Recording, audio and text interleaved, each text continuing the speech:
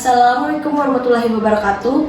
Perkenalkan, saya Dia Anissa Ambarwati dengan NIM 23400022 kelas 3A Prodi S1 Kebidanan. Di sini saya ingin memenuhi tugas video UAS mata kuliah yang berjudul Asuhan Kebidanan pada Pranikah dan Prakonsepsi. Assalamualaikum. Waalaikumsalam. Masuk deh. Iya Ibu, makasih. Iya, silakan duduk ya deh. Iya. Izin masuk kira ya deh. Iya Ibu.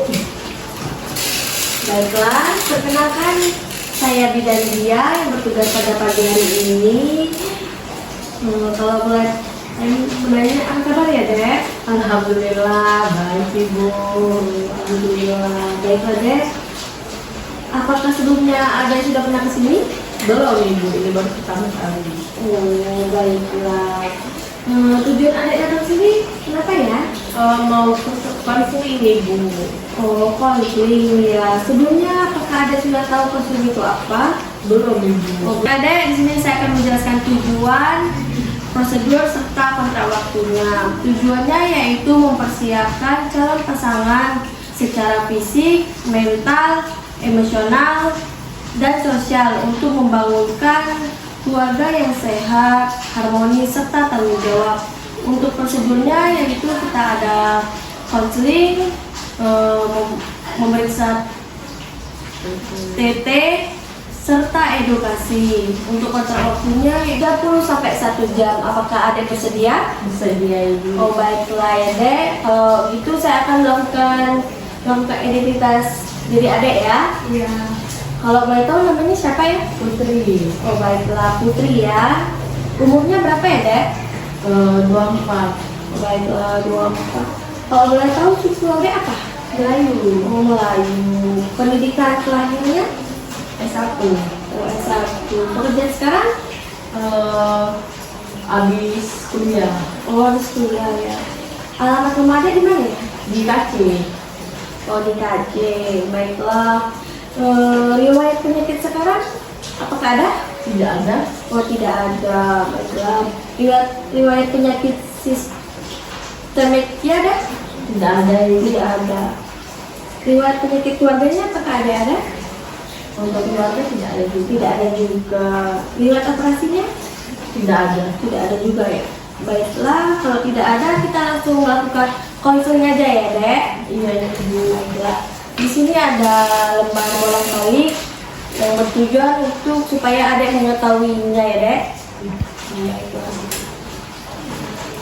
Yang pertama yaitu ada pernikahan. Apakah adek sudah tahu pernikahan itu apa?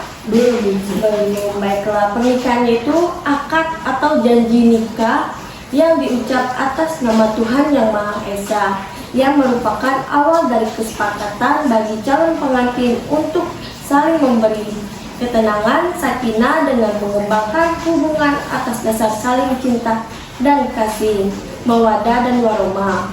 Pernikahan adalah awal terbentuknya sebuah keluarga ya dek. Baiklah, kita lanjut ya. Hak reproduksi dan seksual. Nah, memiliki hak yang sama dalam memutuskan kapan akan mempunyai anak, berapa jumlah anak, dan jarak kelahiran. Mendapatkan informasi yang lengkap tentang kesehatan, reproduksi, dan seksual, serta efek samping obat-obatan, alat dan tindakan medis yang digunakan untuk mengatasi masalah kesehatan, reproduksi, dan seksual. Mendapatkan informasi yang mudah, lengkap, akurat tentang penyakit menular seksual, agar perempuan dan laki-laki terlindung dari infeksi menular seksual dan infeksi saluran reproduksi, serta memahami upaya pencegah dan menular yang dapat berakibat buruk terhadap kesehatan reproduksi dan seksual bagi laki-laki, perempuan, dan keturunannya. Memperoleh informasi dan pelayanan KB yang aman, efektif, terjangkau, dapat diterima sesuai dengan pilihan tanpa paksaan. Pihak perempuan berhak mendapatkan pelayanan kesehatan reproduksi yang dibutuhkan yang memungkinkan sehat dan selamat dalam menjalani kehamilan, persalinan, dan nifas, serta memperolehkan bayi yang sehat. hubungan suami istri harus didasarkan penghargaan terhadap pasangan masing-masing dan dilakukan dalam kondisi dan waktu yang dihadapi bersama tanpa unsur pemaksaan, ancaman, dan kekerasan. Baiklah, kita lanjut ya, Dek. Iya, Ibu. Mempersiapkan pranikah. Nah, mempersiapkan pranikah yaitu pertama ada pemeriksaan fisik, pemeriksaan status kesehatan, tanda vital, suhu, nadi, nafas, tekanan darah, pemeriksaan darah yaitu HB, trombosit, leukosit. Pemeriksaan darah yang dianjurkan yaitu golongan darah, gula darah sewaktu. Nah, yang kedua yaitu mempersiapkan gizi. Peningkatan status gizi dan calon pengantin, terutama perempuan melalui penanggulan KEK dan anemia gizi besi serta defisien asam folat. Yang ketiga yaitu ada imunisasi TT, mencegah dan melindungi diri yang aman terhadap penyakit tetanus, dilakukan dengan memberikan 5 dosis imunisasi TT untuk mencapai kekebalan penuh. Nah, yang keempat yaitu ada menjaga kebersihan organ reproduksi. Sebaiknya pakaian dalam diganti minimal 2 kali sehari. Apakah Adek sudah melakukan dengan benar? Sudah, Ibu. Tidak menggunakan pakaian dalam yang ketat dan berbahan non-sintetik. Membersihkan organ reproduksi di luar dari depan ke belakang dengan menggunakan air bersih dan dikeringkan menggunakan anduk dan tisu. Pakailah handuk yang bersih, kering, tidak lembab atau bau. Nah, tidak boleh sering menggunakan cair pembilas vagina. Jangan memakai pembalut tipis dalam waktu lama. Menggunakan pembalut ketika menstruasi dan diganti paling lama sekitar 4 sekali atau setengah buang air. Bagi perempuan yang sering keputihan, berbau, dan berwarna, harap memeriksa diri ke petugas kesehatan. Nah, bagi laki-laki dianjurkan sunat untuk kesehatan ya Ibu. Nah, kita lanjut, yaitu tindak kekerasan yang mengganggu pranikah. Pernikahan ideal dapat terjadi ketika perempuan dan laki-laki saling menghormati dan menghargai satu sama lain. Akan tetapi apabila hal dari dasar tidak terjadi, maka hal-hal yang harus dihindari dalam pernikahan adalah melakukan kekerasan secara fisik, misalnya memukul, menendang, menampar, menjamak rambut, menyudut dengan rokok, melukai. Yang kedua yaitu kekerasan secara psikis, menghina, mengeluarkan komentar-komentar yang merendah, melarang istri mengunjungi saudara atau teman-teman, mengancam. Yang ketiga yaitu kekerasan seksual, misalnya memaksa dan menutup hubungan seksual. Yang keempat yaitu menelantarkan, misalnya tidak memberi nafkah istri, melarang istri bekerja. Yang kelima yaitu ada eksploitasi, misalnya memanfaatkan perdagangan dan memperdagangkan orang. Baiklah, kita akan lanjut ya Bu. Solusi mengatasi tindakan kekerasan. Apabila hal tersebut terjadi, maka sebaiknya baik suami maupun istri berupaya mencari solusi dengan terlebih dahulu dengan berdialog. Yang pertama yaitu mendatangi fasilitas kesehatan seperti puskesmas, rumah sakit untuk dokter atas perintah polisi penyelidik. Yang kedua yaitu menceritakan kejadian kepada keluarga, teman dekat atau kerabat. Yang keempat melaporkan ke polisi. Yang mendapatkan pendampingan dari tokoh agama, lembaga masyarakat, psikolog atau lembaga bantuan hukum. Lanjut ya Dek.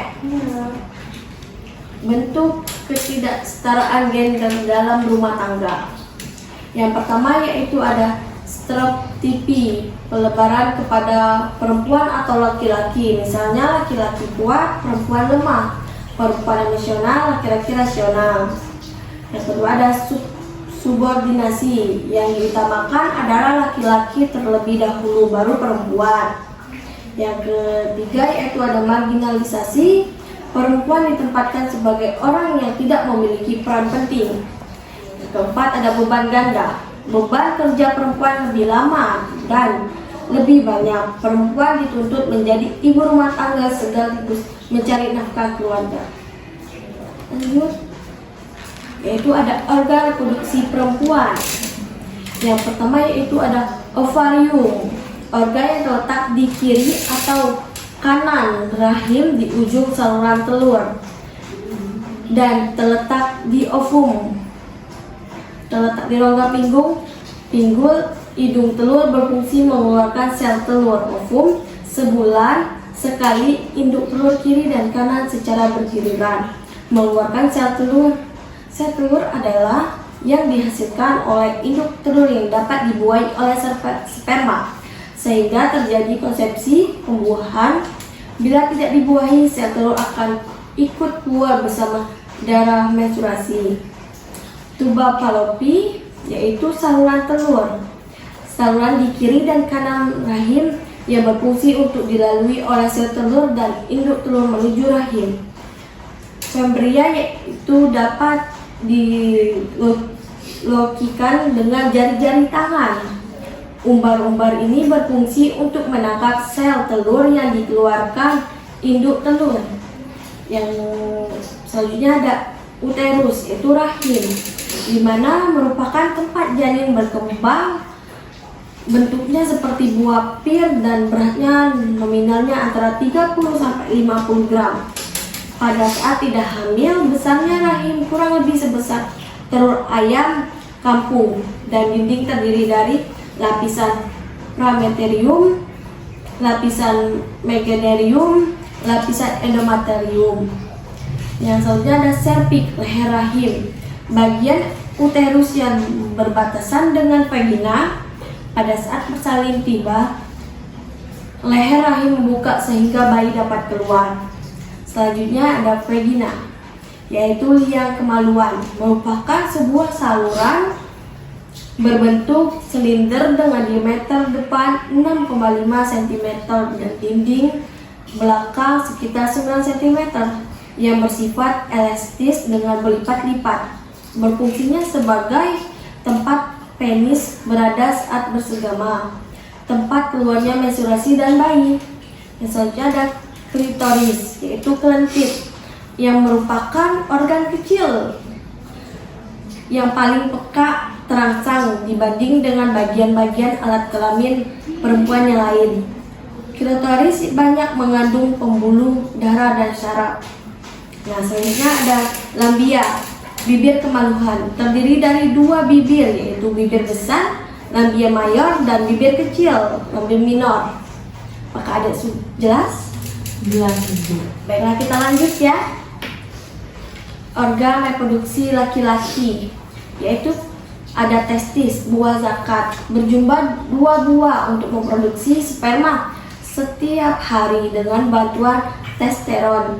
Testis merupakan dalam struktur di luar organ panggul karena pembentukan sperma membutuhkan suhu yang lebih rendah daripada suhu badan. Sperma merupakan sel yang berbentuk seperti berudu kecebong berekor. Hasil dari testis yang dikeluarkan saat ejakulasi bersama cairan mani, dan bila bertemu dengan sel telur yang matang akan terjadi pembuahan. Nah, selanjutnya ada skrotum, kantung buah zakat, kantong kulit yang melindungi testis berwarna gelap dan berlipat-lipat.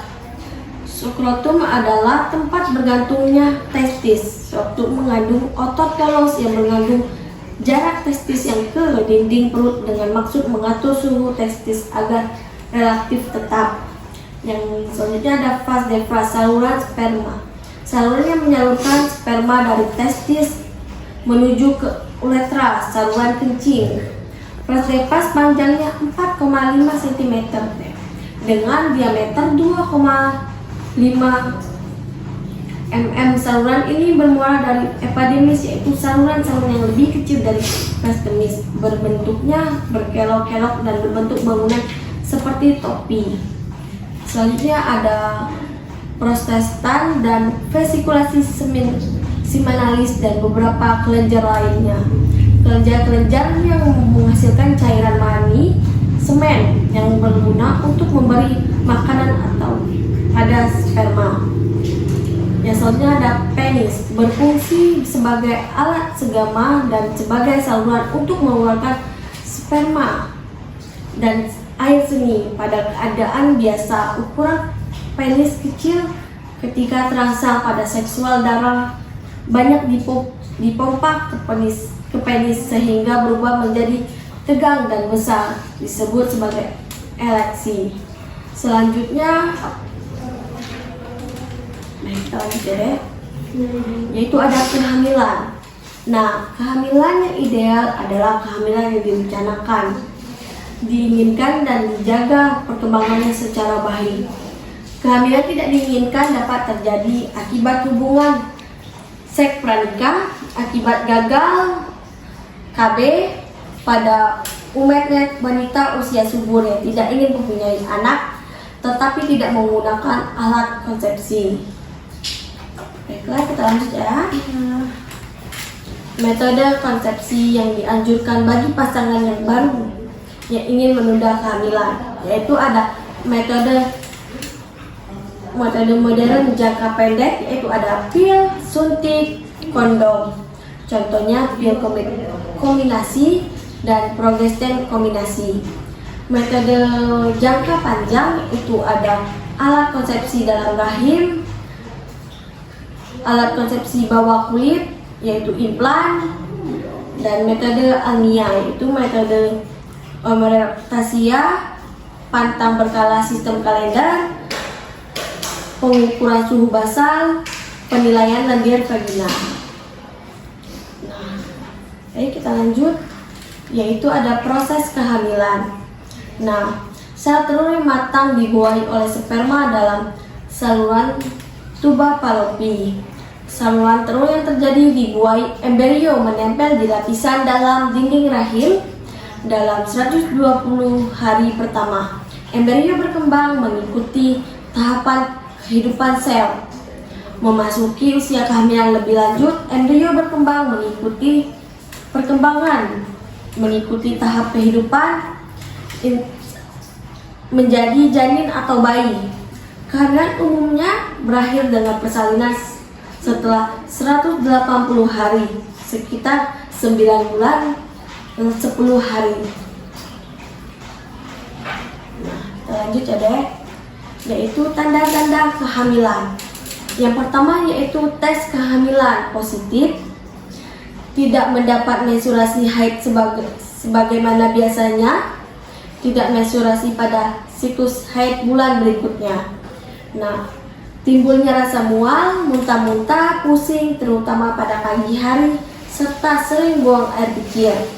Tidak ada nafsu makan, kadang-kadang mengidam atau menginginkan makanan yang jarang ada atau tidak pernah dimakankan. Nah, pada usia kehamilan lebih lanjut dengan alat tertentu dapat terdengar detak jantung janinnya. Selanjutnya yaitu cara menghitung usia kehamilan.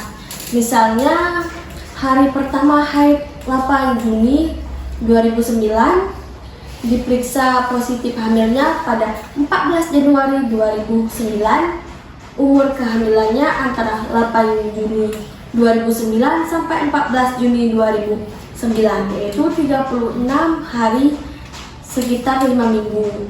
Nah, cara menentukan persalinannya yaitu taksiran persalinan atau melahirkan harus diketahui hari pertama haid, terakhir tanggal bulannya, yaitu misalnya tanggalnya tanggal 7, bulannya dikurang 3, tahunnya ditambah 1. Contohnya hari pertama haid 8 Juni 2009, maka waktu persalinannya yaitu tanggal 8 ditambah 7 sama dengan 15.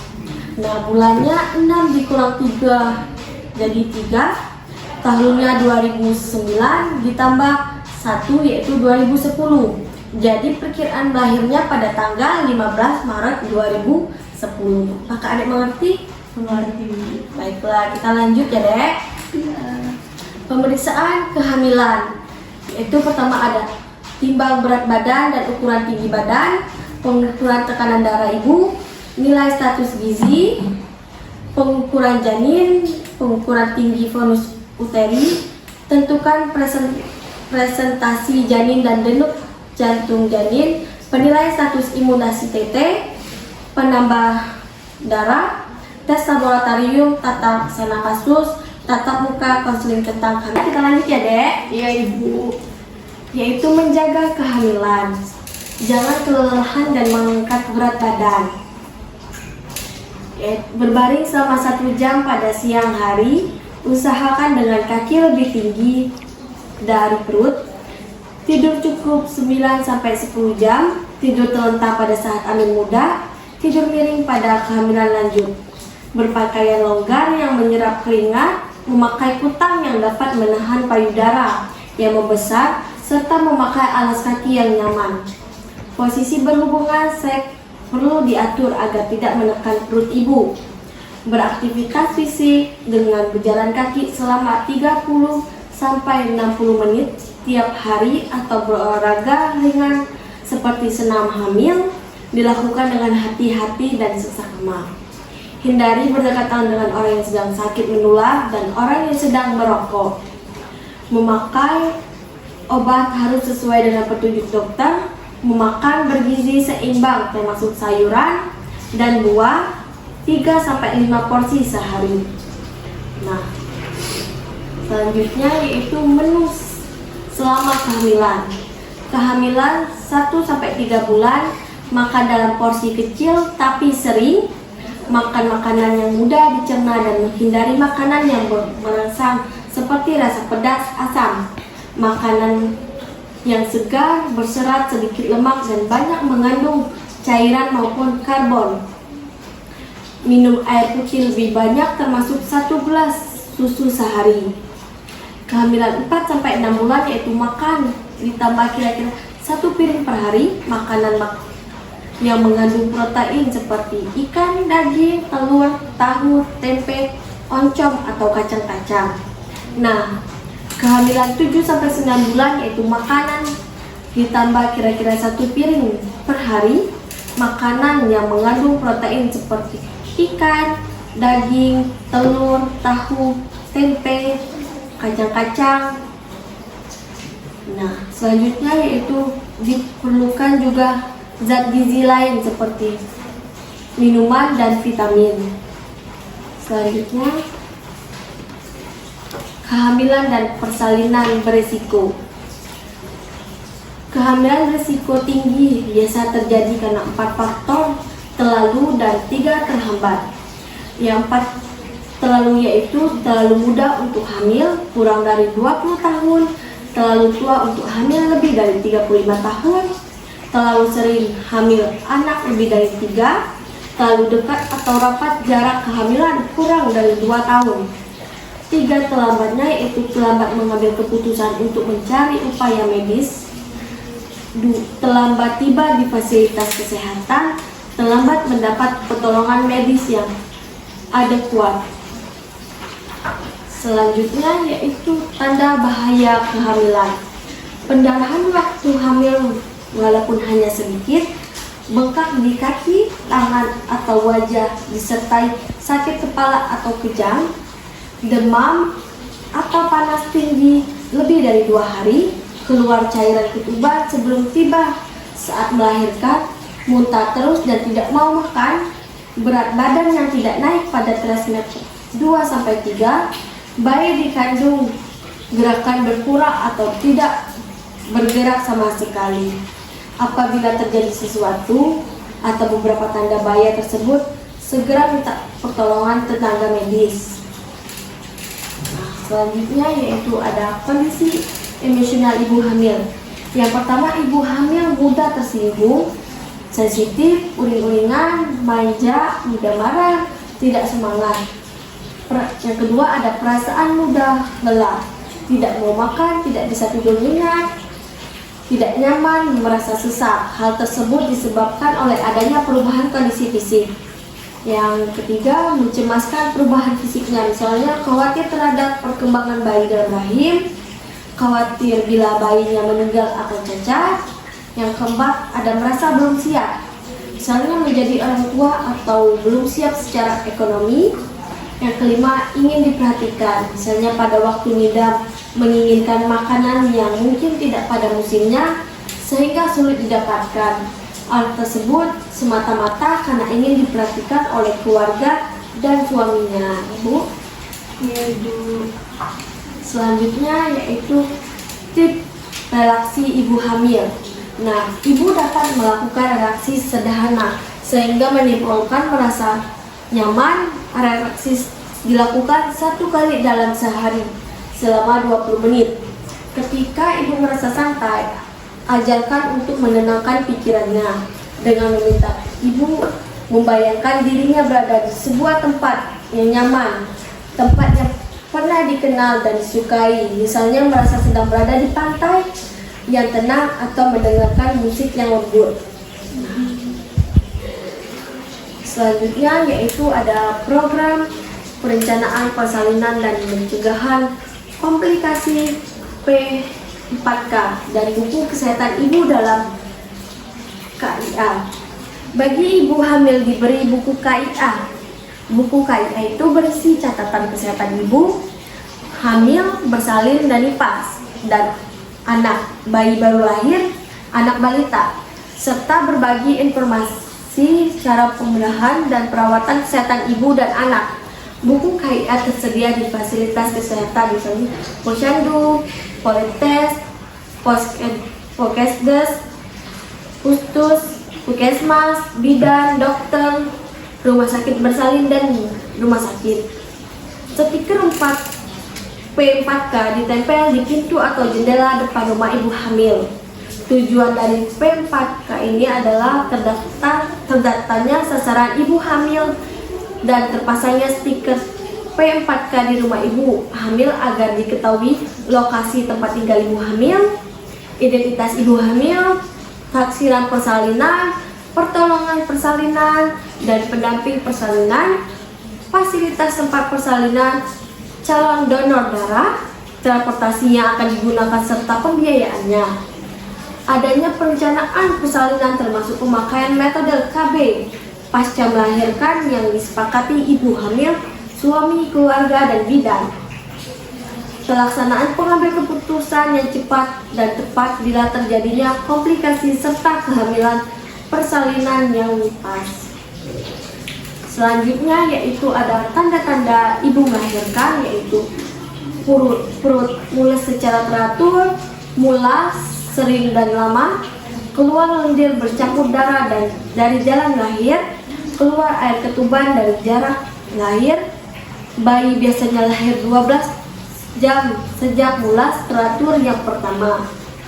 Nah, selanjutnya yaitu persalinan ditolong petugas kesehatan. Nah, tenaga kesehatan merupakan orang yang sudah terampil dalam membantu proses persalinan sehingga keselamatan ibu dan bayi terjamin. Apabila dapat kelainan akan cepat diketahui, segera dapat ditolongkan atau dirujuk puskesmas atau rumah sakit. Persalinan yang ditolong oleh tenaga kesehatan menggunakan peralatan yang aman, bersih, steril, sehingga mencegah terjadinya infeksi dan bahaya kesehatan lainnya. Nah, selanjutnya yaitu ada perawatan pasca persalinan. Melakukan perawatan tali pusat dengan kasa bersih, kering dan steril setiap hari sampai tali pusat lepas. Memberi imunisasi hepatitis B, BCG, dan polio bagi bayi. Pemeriksaan kesehatan ibu dan bayi baru lahir pada tenaga kesehatan minimal 4 kali dalam bulan pertama sesudah melahirkan. Meminum 1 kapsul vitamin A merah segera setelah melahir atau 1 lagi setelah 24 jam. Segera lapor kelahiran kepada Kades, Desa Wisma atau Posyandu. Dianjurkan untuk menggunakan konsepsi setelah melahir yang bertujuan untuk mencegah terjadinya kehamilan tidak diinginkan. Nah, kita lanjut. Sebelum kita lanjut, apakah ada yang ditanyakan? Tidak ada. Baiklah, kita lanjut ya, Des. Iya. Yaitu ada inisiasi menyusui dini atau ASI eksklusif. yaitu bayi mulai disusui segala setelah dilahirkan tanpa dibersihkan terlebih dahulu. Biarkan bayi mencari dan menghisap puting susu walaupun ASI belum keluar. Hal ini berfungsi untuk menjaga kedekatan psikologis antara ibu dan bayi dan mencegah terbuangnya air susu ibu pertama. Memberi ASI secara eksklusif adalah bayi hanya diberi ASI saja tanpa tambahan makanan yang diberikan selama 6 bulan. Memberi ASI dianjurkan tetap diberikan sampai usia 2 tahun. Nah, selanjutnya manfaat memberikan ASI mengandung zat gizi yang bernilai sangat tinggi, baik dalam jumlah maupun mutu yang diperlukan untuk bertumbuh serta perkembangan bayi dan anak, termasuk dalam membentuk imun pada tubuh bayi. Dapat membantu perkembangan gizi dan bentuk rahang bayi secara sempurna, mudah dicerna dan diserap oleh tubuh bayi, mempunyai suhu yang sesuai untuk bayi dan anak, serta selalu bersih dan segar. Bagi ibu, memberi ASI dapat membantu mengencangkan rahim yang berarti akan mengurangi pendarahan. ASI eksklusif dapat mencegah kehamilan. Nah, selanjutnya kita akan lanjut infeksi menular seksual atau IMS. Yang pertama ada Guinea kencing nanah.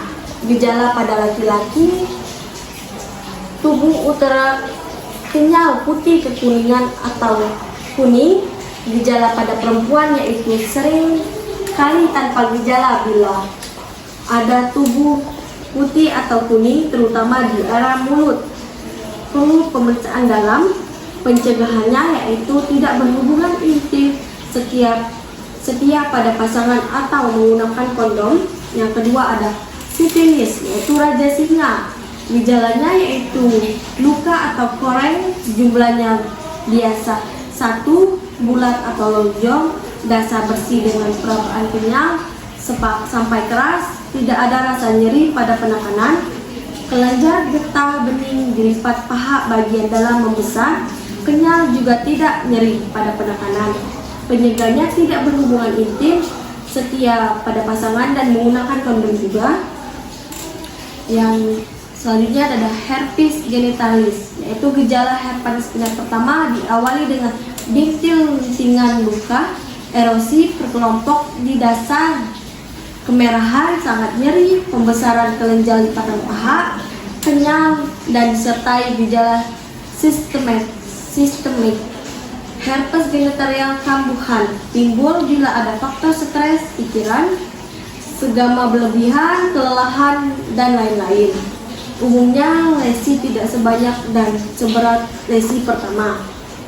Selanjutnya yaitu infeksi menular seksual IMS, yaitu ada konjungtivitis chlamydiosis pada bayi baru lahir, yaitu gejalanya mata sembab, kemerahan, unilateral dengan adanya tubuh mata dan dengan nanah yang tidak terlalu banyak. Pencegahannya memberi kolamfinekos tetes mata, dosis 4x1 tetes atau gramis tetes mata 2x1 tetes setelah bayi lahir. Nah, yang selanjutnya yaitu ada konjungtivitis gonotore pada bayi baru lahir. Gejala mata sembab, kemerahan.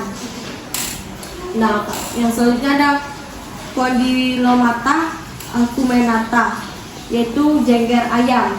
Gejalanya bentuk datar, flat, bentuk papul, bentuk verrucosa, terutama pada daerah yang lembab.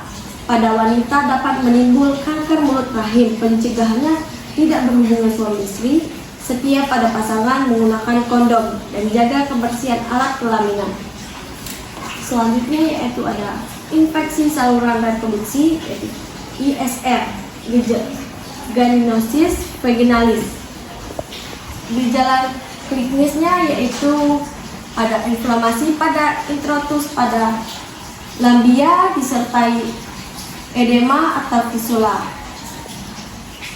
Yang selanjutnya ada vaginosis bakterial. Masa inkubasi beberapa hari sampai 4 minggu. Gejalanya vagina berbau amis terutama setelah segema, dan tubuh vagina tidak terlalu banyak homogen putih keabu-abuan melekat pada dinding vagina. Tidak ada tanda inflamasi. Selanjutnya ada trichomoniasis, yaitu gejalanya kadang-kadang berbusa, mukosa vagina erythema berbau seperti ikan busuk, dapat disertai pruritus vulva. Selanjutnya yaitu ada penyakit HIV dan AIDS. HIV adalah merupakan kuman atau virus penyebab AIDS. AIDS yaitu kumpulan gejala penyakit akibat penurunan kekebalan tubuh yang dapat dari infeksi HIV. HIV. Selanjutnya penularan HIV atau dana AIDS. Infeksi HIV ditularkan melalui penularan cairan tubuh manusia. Beberapa cara yang berisiko menular HIV antaranya berhubungan seksual tidak aman. HIV dapat menular melalui transfusi darah. Selain dari jarum suntik, HIV menular dari ibu ke bayi pada saat kehamilan, persalinan, dan ketika menyusui. Selanjutnya yaitu HIV tidak menular melalui makanan, minuman bersama, memakan peralatan makanan, minuman mereka, bersentuhan, berjabat tangan, berpelukan, hidup serumah, menggunakan WC bersama, berganti pakaian. Selanjutnya yaitu waspadai HIV tidak menggunakan menunjukkan gejala.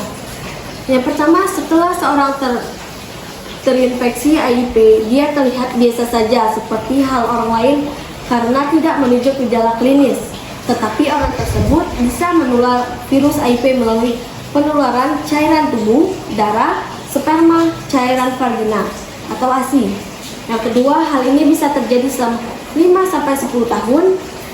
Yang ketiga, setelah itu orang tersebut menunjuk kumpulan gejala akibat penurunan sistem kekebalan tubuh serta terinfeksi HIV.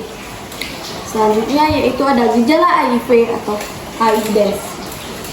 Yang pertama, saling setia. Pasangan setia pada pasangan tidak melakukan hubungan dengan orang lain. Yang kedua yaitu ada kondom. Jika ternyata tidak bisa setia, gunalah kondom secara benar setiap kali berhubungan seksual. Yang ketiga, hindari penggunaan narkoba atau suntik. Menggunakan jarum pergantian berisiko menular HIV dalam jarum yang tercemar darah. Namun apapun bentuknya, hindari narkoba karena hanya akan merugikan diri sendiri. Keempat, menggunakan alat-alat steril. Jangan gunakan jarum, alat suntik atau alat peluka, alat penembus kulitnya, tindik atau tato secara bergantian. Penularan lebih mudah terjadi melalui darah. Selanjutnya yaitu ada kanker pada perempuan. Kanker rahim serviks merupakan kanker pembunuh perempuan nomor 2 di dunia setelah kanker payudara. Di Indonesia, kanker rahim bahkan menduduki peringkat pertama pembunuh perempuan. Kanker rahim maupun kanker payudara yang sudah masuk ke stadium lanjut sering menyebabkan kematian dalam jangka waktu relatif cepat. Oleh karena itu sangat penting untuk mendeteksikan kanker sejak dini. Selanjutnya yaitu deteksi dini kanker rahim. Yaitu ada deteksi dini kanker rahim dapat dilakukan dengan cara pap smear, tes HIV. Yang selanjutnya deteksi dini kanker rahim dapat dianjurkan untuk perempuan usia 30 sampai 50 tahun yang sudah berhubungan seksual dapat dilakukan 5 tahun sekali. Deteksi dini kanker rahim dapat dilakukan di dokter, puskesmas, rumah sakit. Nah, selanjutnya yaitu deteksi dini kanker payudara atau sadari. Apakah ada sudah tahu sadari itu apa? Belum, Ibu. Baiklah, sadari itu ada pemeriksaan payudara sendiri yang dilakukan pada saat masa haid selesai. Langkah pertama yaitu mulai dengan melihat payudara Anda di cermin dengan posisi pundak tegak dan kedua tangan di pinggang.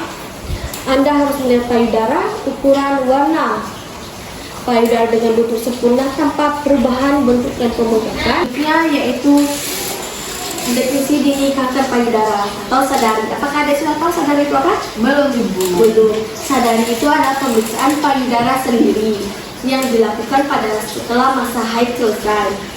Langkah pertama yaitu mulai dengan melihat payudara antara dicermin dengan posisi pundak tegak dan kedua tangan di pinggang. Anda harus melihat ukuran, bentuk, warna yang biasa diketahui payudara dengan bentuk sempurna tanpa perubahan bentuk dan pembengkakan. Jika Anda melihat perubahan berikut, segera Anda ke dokter untuk konsul. Kulit mengkerut, terjadi lipatan, ada tonjolan, puting berubah, posisi biasa tarik ke dalam, kemerahan, nyeri, ruam atau bengkak. Langkah kedua, sekarang angkat tangan Anda dan amati jika perubahan yang telah disebut pada langkah pertama. Nah, langkah ketiga, saat bercermin, Anda amati apakah ada cairan yang keluar dari kedua puting, baik itu cairan bening seperti susu, warna kuning atau bercampur darah. Langkah keempat yaitu rasakan payudara dengan cara berbaring, gunakan tangan kanan untuk merasakan payudara kiri menggunakan baginya. Gunakan pijatan pelan namun mantap tapi bukan keras dengan 3 ujung Anda telunjuk, tengah, dan manis. Jaga posisi ujung jari datar terhadap permukaan payudara. Nah, langkah kelimanya terakhir, rasakan payudara saat Anda berdiri atau duduk atau saat Anda mandi, karena bagi sebagian perempuan mereka merasa lebih mudah memijit saat kulit payudara dalam keadaan basah atau licin. Lakukan dengan gerakan yang sama seperti dijelaskan dalam langkah 4 tadi. Nah, selanjutnya kita akan lanjut kehidupan seksual suami istri. Yang pertama yaitu kehidupan seksual dapat dipengaruhi oleh faktor fisik, psikis, atau kedua faktor itu baik fungsi seksual juga baik. Faktor fisik antara lain adanya tidak penyakit, pola hidup, atau sedang dalam pengobatan tertentu. Faktor psikis antara lain tidaknya stres, kejenuhan, serta suasana hubungan yang harmonis. Keempat, gangguan kehidupan seksual dapat terjadi pada suami, laki-laki, ataupun istri perempuan. Komunikasikan apa yang menjadi kebutuhan seksual dari masing-masing pasangan pihak agar kedua pihak sama-sama kuat. Selanjutnya yaitu ada gangguan seksual pada perempuan atau laki-laki. Gangguan seksual pada perempuan yaitu ada gangguan dorongan seksual, misalnya dorongan seksual hipoaktif atau hiperaktif. Gangguan seksual yaitu vagina yang kurang mengeluarkan cairan meski sudah lama keadaan cukup terangsang. Yang ketiga, rasakan sakit atau tidak nyaman di kelamin atau sekitar setiap kali berhubungan seksual.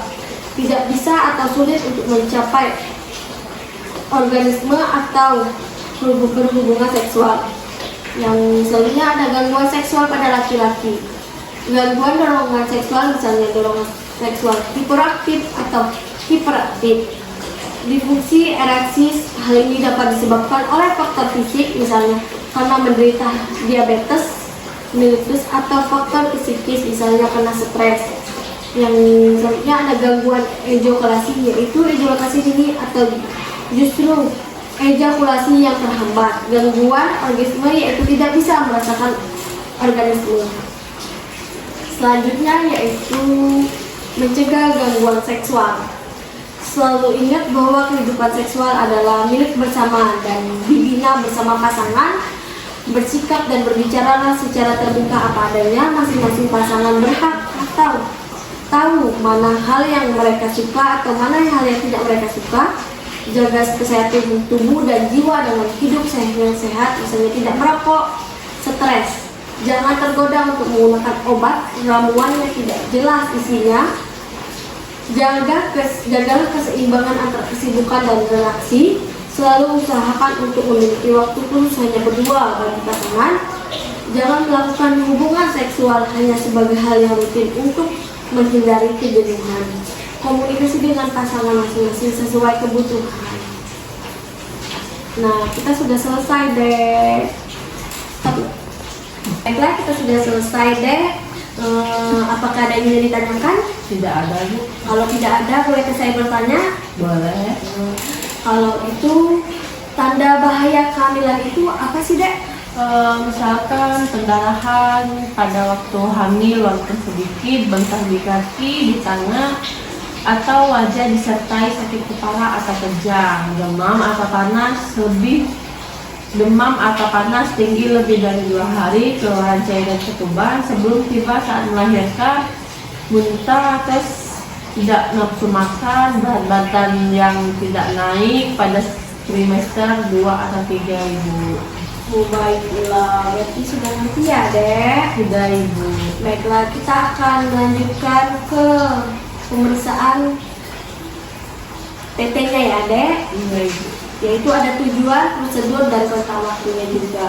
Tujuannya yaitu untuk menghindari virus, tetanus, tetosin, dan untuk menghindari kelainan pada bayi.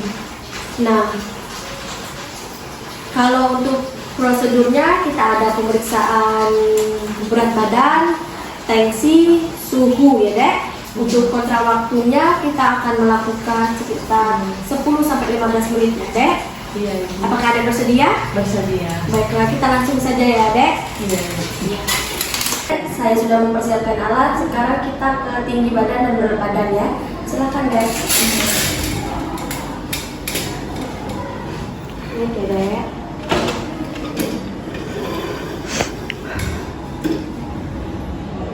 Baiklah, sudah. Akan turun.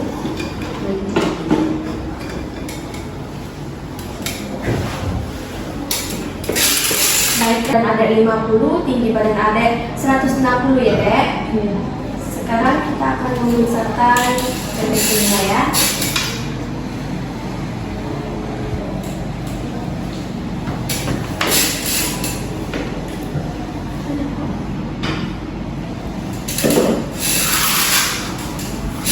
Bisa, Dek. Iya.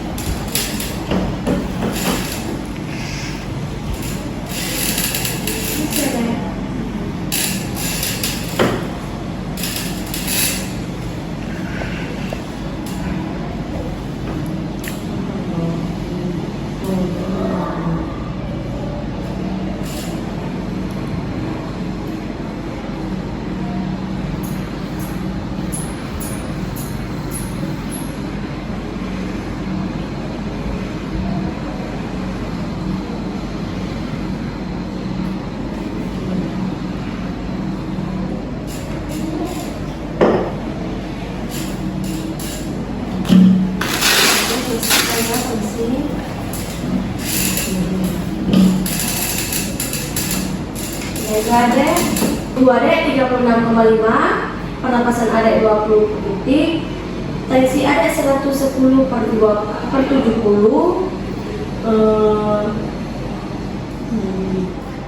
nadi ada 90/detik ya, Dek.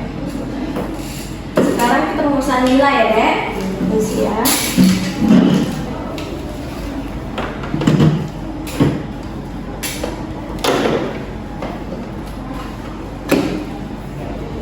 Tensi ya, Dek.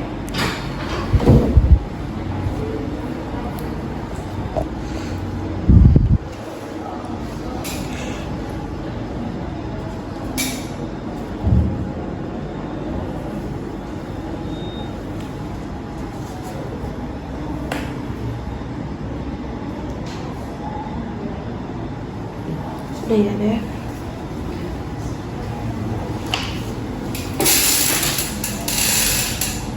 Lila adek yaitu 29 ya, Dek. Berarti tidak Lila adek 29 berarti tidak hack ya, Dek. Berarti adek bisa suntik PT-nya ya, Dek. Iya. Baiklah, tunggu sebentar ya, saya akan membersihkan alat dulu ya. Iya, Ibu. Iya. Gosok, lalu punggung tangan, lalu selak jari, lalu kunci, lalu jempol, jari, lalu Buku selesai. Jam.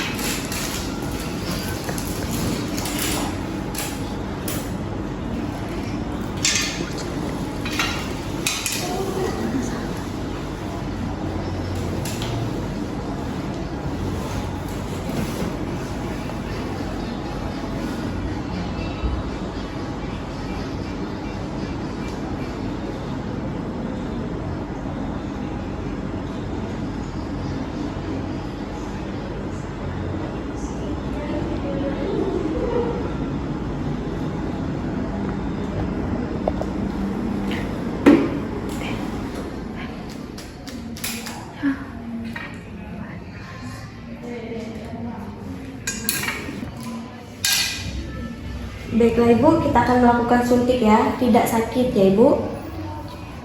Tahan ya Ibu.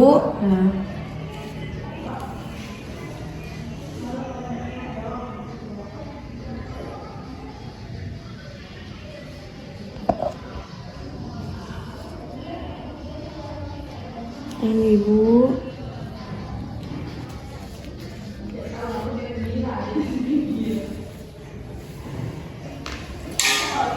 Sudah ya Ibu.